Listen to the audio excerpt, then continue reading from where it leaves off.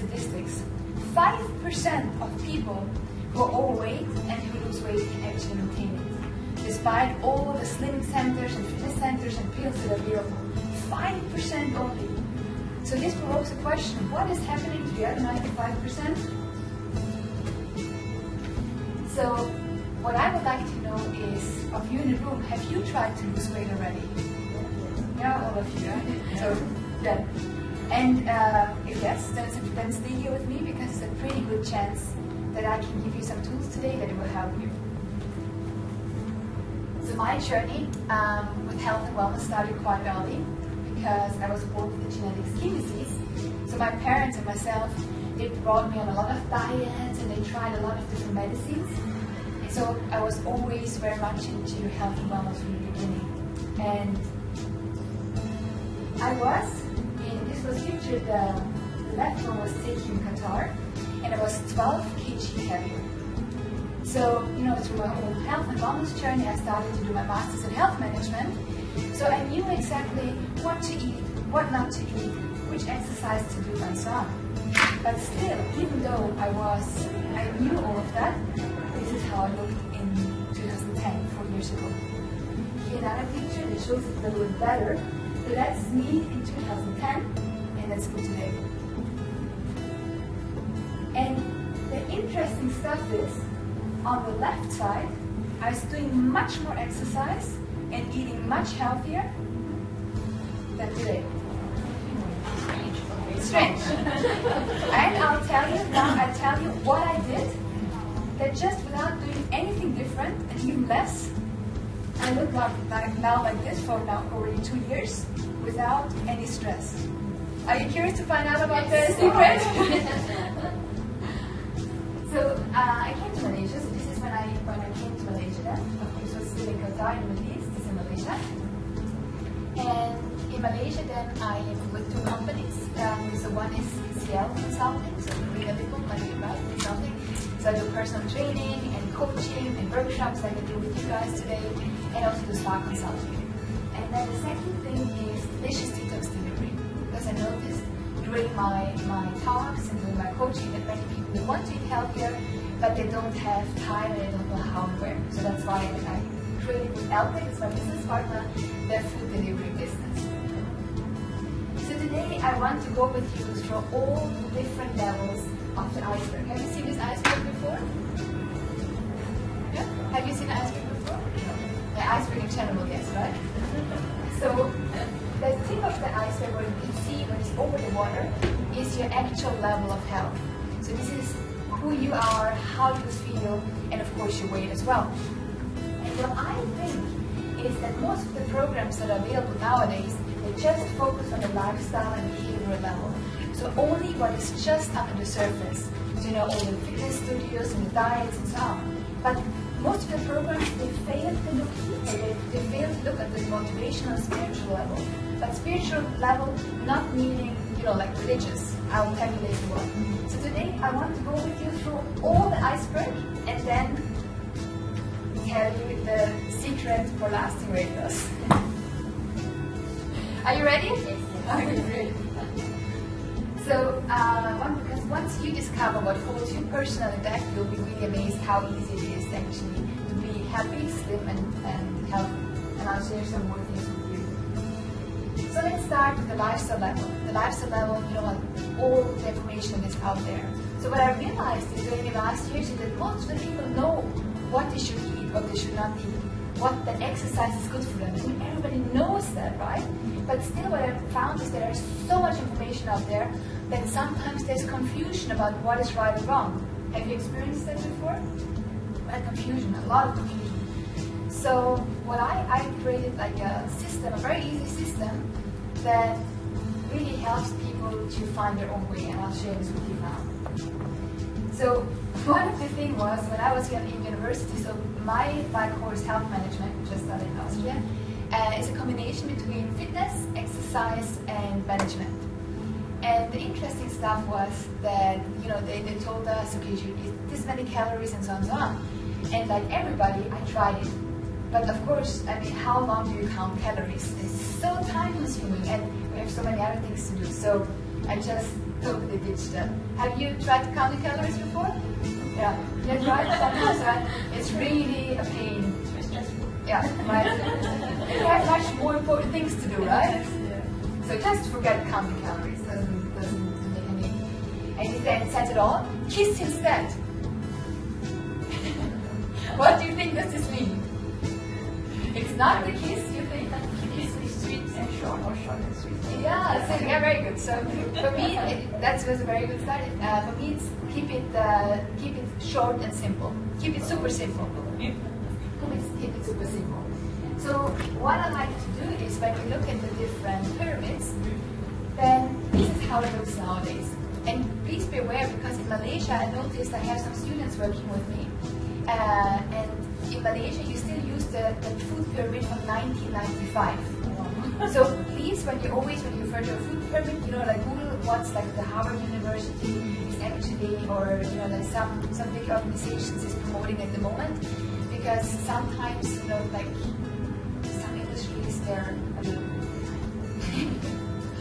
So we have here on the very bottom we have of course water and drinks. So how much should you drink, do you think, in a perfect world per day? Any guess? You always see it's like 8 glasses. glasses. Yeah. That is the norm. I don't know. Yeah, but like okay, now the 8 glasses is a really good, really good, how do you say, like guidance. But for instance, okay, now we're all more or less the same size now. But let's compare, for instance, a girl that's 150 tall and a guy that's 2 meters and has like 100 kg. Do you think they should drink the same amount of water? No. So it's a difference. So if for instance a really tiny girl drinks like 8 glasses, it might be even too much for her. If a big guy drinks as much, then it might be not enough for him, because the more tissue you have, of course, the more you need to hydrate it. So there's a much better guideline, and it's 1 liter per 25 kg of body weight. So for instance, if you are 75, you should drink 3 liters. If you are 50, I'm so bad at if you are 50, 2 liters, right? So you can do the calculations.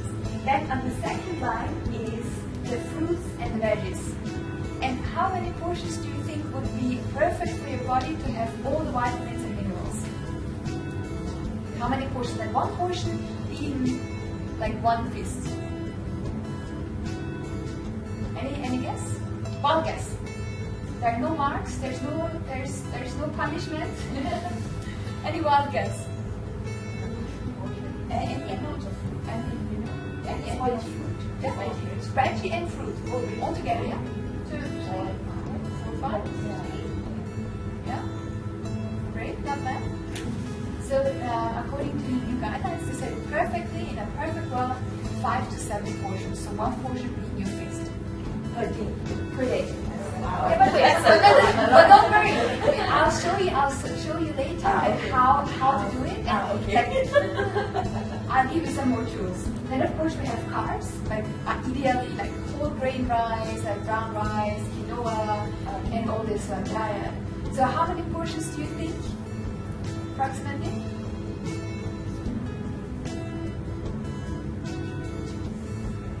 Depends. 2?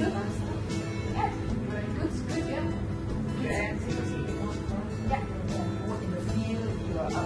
That's right, that's true. So the more active you are, the more carbs we need. So that's really just a standardized pyramid. And of course we have to adjust it based on your individual needs. But just, when we have, like everything, when we have a standard, like what would it be, you think, like for the general public?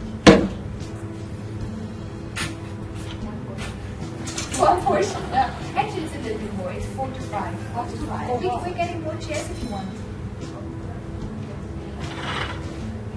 But I think now at the moment we don't need so much chairs anymore. I think we're already done. Thank you. Okay, great. Then protein, what do you think? How many portions? 1 portion being 1 fist.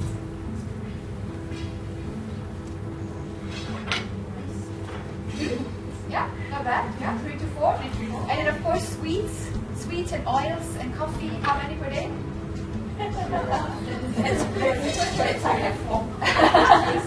Yeah, 1 to 2. So it's really approximate. So now, if you think about yesterday, just in your head, or if you have something to write it down. Think when one portion is the size of your fist, how many portions of fruits and veggies did you have yesterday? How many portions of carbs? How many portions of protein? And how many portions of sweets and oils? Just think for a few minutes how many portions you have.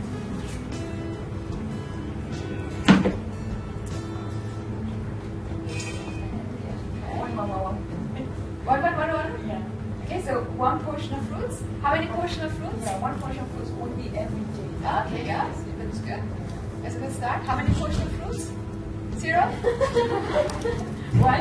Okay. How many portions of carbs? Like rice and noodles? 1. Yeah. And 2. How many portions of protein? 1, 2. 4. Wow. You must have steak, right? Yeah. A lot of protein. What did you have? It depends on the intake, like what kind of source you're getting from. I think sometimes you also get your BMI. Yeah. But I mean, a portion when it's like sometimes I like to keep it really simple. So like when we say this is one portion. How you had 4 portions of protein yesterday? Yeah, we had a lot of meat. So yeah. Okay, wow. I would have guessed protein shake. Okay. Yeah. Okay, great. So it seems like you're not eating a lot, right? I mean, like altogether, like just a little bit one portion. Interesting. So now what I like to do, and this is the KISS system that I was talking about. So this is in a perfect world, but of course, we don't want to change from today to tomorrow. We cannot change from black to white in one day. But this is what our body would love to get. And the nice thing is, just forget the calorie counting. Your perfect measuring tool is always with you. It's your fist, right? So if you say, for instance, okay, with seven portions fruits and veggies, like about 4 for grapes, 3 for protein, and 1 for fat and sweets, it's really nice because it also gives you a guideline to get the variety, right? So for instance, today in the morning I made myself a buckwheat sesame seed pancake and I put some mango inside. So I can cross out in my mind 1 portion of grain and 1 portion of fruits already. So automatically I know, okay, this is what I have for the rest of the day available. Because what I noticed in many countries, I mean in Austria, in Qatar, in Malaysia, that most people, they eat carbohydrates and they eat protein. Like noodles or rice and chicken. Or like noodles and, so that's happening very often. So it's important to get the variety and actually give your body all of the different items. So, of course, the vegan food pyramid looks more or less the same. So is somebody of you vegetarian or vegan here? No? Then this last time this was a question. So how do we go there? I mean, this is really from what you are having now and what is there is a big difference. But always think like, how can I come one step closer? So the right question would be, what can I add in instead of cut out? So now you have 1 portion of fruit, and you share with me, that's great.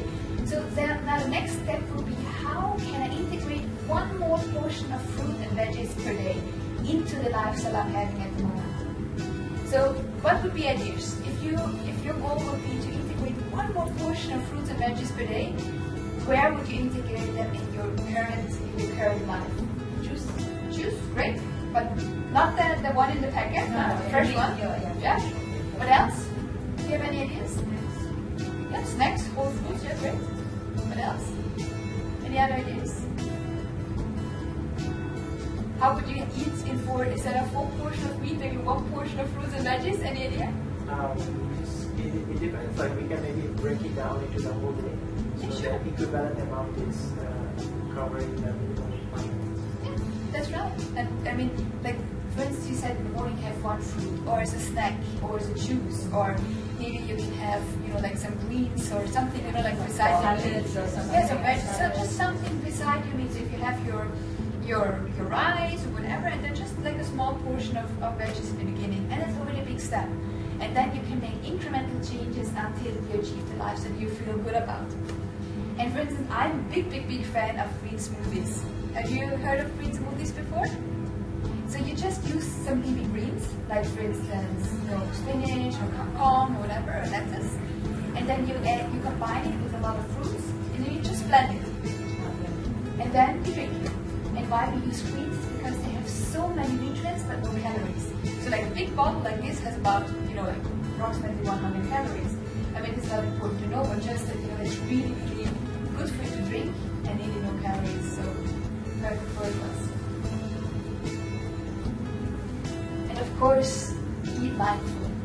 So I always like to, when I eat with people, I always like to count how often do they chew. What do you think the people I'm going to eat with, and like friends and family and people I just met, what do you think is the average amount of chewing I counted? You counted. I counted. What do you think? Exactly. 5 times. 5 times. 1, 2, 3, 4, 5. So how often do you chew? So it's really important because like your digestion, did you know that it starts in your mouth? So in your mouth already you have an enzyme that breaks down the carbohydrates and that prepares the food for the stomach. So if you don't chew long enough, it doesn't really get properly digested. So, and also what happens is your stomach needs 20 minutes to send the sign to your brain to tell the brain, hey, you have eaten something. So if you finish in less than 20 minutes, you're still hungry. Or if you eat fast, you have eaten much more than you actually need. So if you eat mindful and you just, realize what you're eating and you're chewing more, then automatically you eat less and you can trick your body a little bit. And what I also like to do, this is I was not actually planning on saying that, but I always have it at home. I just have the small plates, the dessert plates. So when guests come to my house, they're really wondering why they're getting such a small plate because they're thinking that I'm stingy. Hello, welcome. But I'm not, because it's just a trick for my brain. Because if I put the same amount of food on a big plate, my brain thinks it's getting less than if I put it on a small plate. So I always put it on the smallest plate, and then I just really feel if I'm still hungry. So if you ever come to my house and you get a small plate, don't be offended, I'm not stingy. I just want the best for me and for my guests. Going back to the chewing, you have to chew more than 5 times, right? Yeah, guess how much? Yeah, that's right. What is the ideal, 15 to 20 times. Your jaw will be aching. Because I mean, it's good as well. I mean, these muscles are also has to be exercised. Yeah. And it changes your form of the face as well, because like everything in your body, it's a muscle. So if this one is tight, automatically your face looks much, like tighter.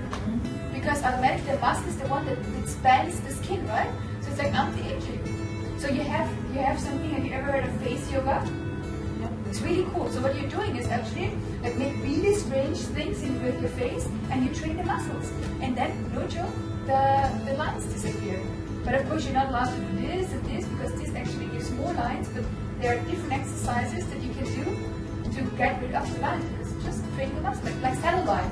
I mean, no cream in this world works, because what is cellulite? It's just a tissue that has to get stretched from the side. So if you work the muscles in the back of your legs, and the muscle becomes strong, automatically the skin over it stretches again. So just forget the rest. Just do a little bit. Forget. Kiss. Keep it super simple. And then, of course, really important. I mean, for all of my clients myself, what are you really hungry for?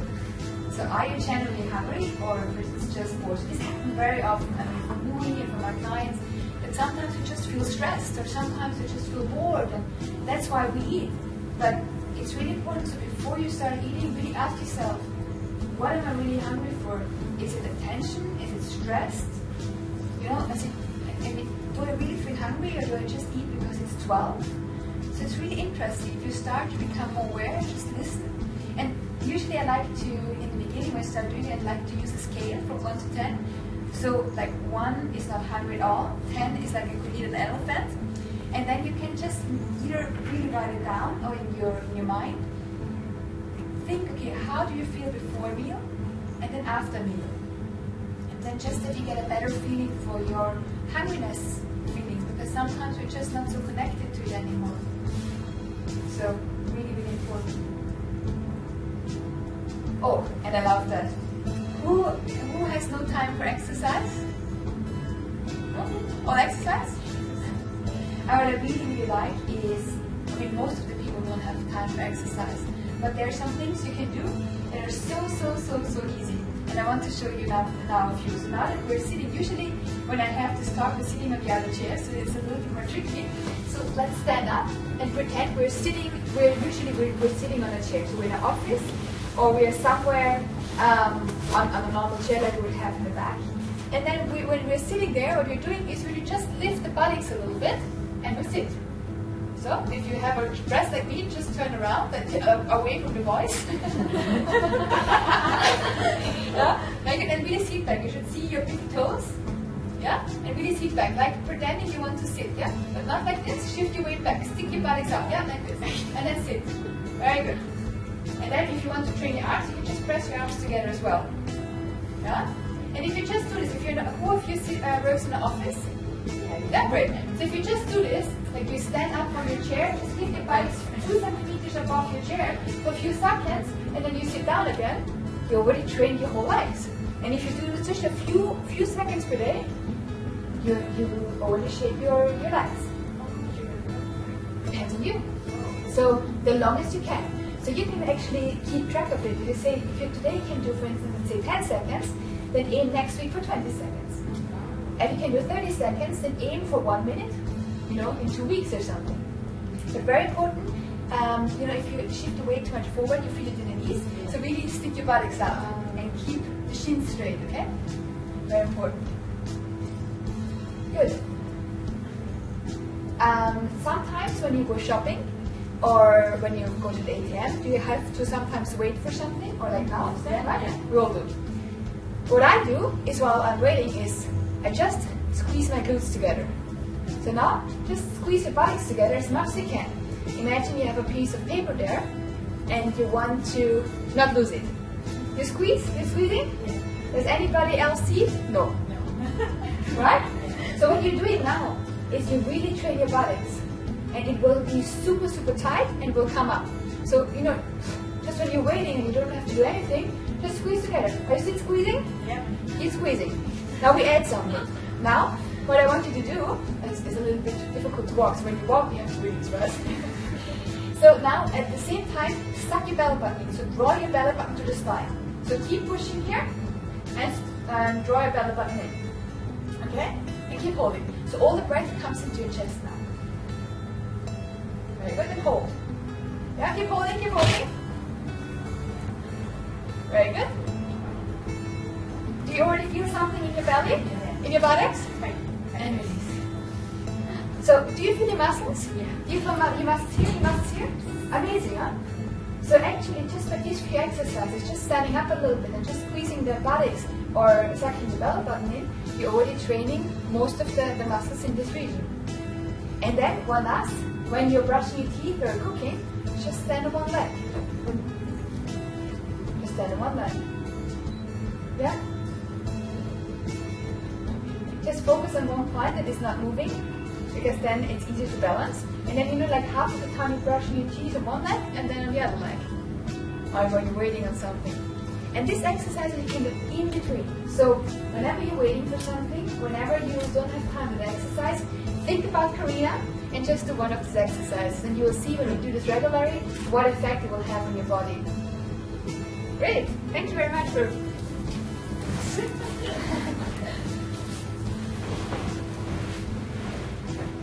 And sleep. How many hours do you sleep per night, approximately? 6 to 7.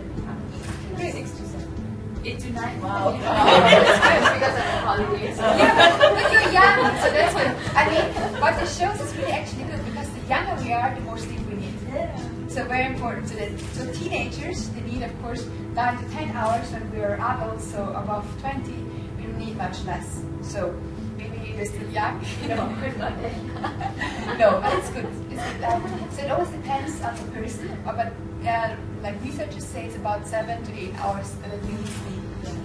And what happens, interesting enough, when it comes to weight loss is when we don't sleep enough, our body produces a hormone called leptin. And if the body produces this, it's really mean because we have more hungry. So when you did sleep enough and your body produces leptin, you eat the whole day. Have you ever experienced that? Yeah. That's really, really crazy. So it's just the hormone that comes into play, and it's really, really, because everything that is hormonal, it's really difficult to control. So you need a lot of mind strength. So better just, really sleep, that you feel comfortable, that you don't have this hormone in your body. Okay, now it becomes interesting.